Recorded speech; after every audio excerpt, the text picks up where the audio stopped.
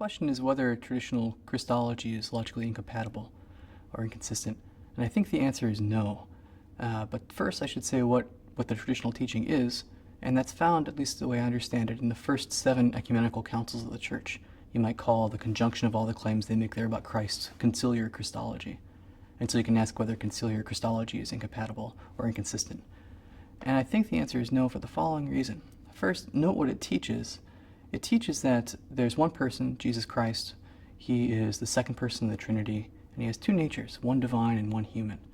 And the human nature, according to these texts, is a composite of body and soul, or they say flesh enlivened with a rational soul. And here you get to a problem, or an apparent problem. Seems like anything you'd want to call God has to have some properties, like omnipotent and omniscient, and the councils say that he's immutable and impassible. But anything you'd want to call man has to have what seems like the contrary of those properties. Got to be passible, changeable like I am, or mutable, lacking in knowledge or power. And no one thing can be both passible and impassible, or mutable and immutable, or all-knowing and not all-knowing. So what do? It seems like you have a contradiction looming here. Well, one thing you could do is you could say for any of those pairs of predicates, problematic pairs you have, Christ has one but not both of those. So it could be that he's really not immutable and he's really not non-omniscient. But I don't think that conciliar Christology allows that claim. The texts, I'm not going to argue for it here, but the texts I think clearly say that he's both mutable and immutable. So what are you going to do about it?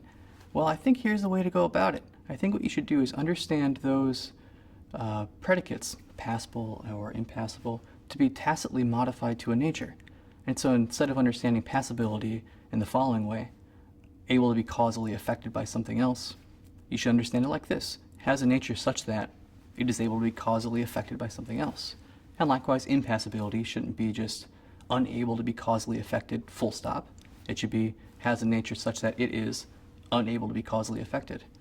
And then you notice that for anything with more than one nature, the possibility opens up for one nature to be one way and the other nature to be the other way. And so that the truth conditions for either one of those 2 predicates, passible or impassible, can be met by something with 2 natures. According to conciliar Christology, there's only one thing we know of that actually has 2 natures, so Jesus Christ. But for him then, having both those properties wouldn't be incompatible.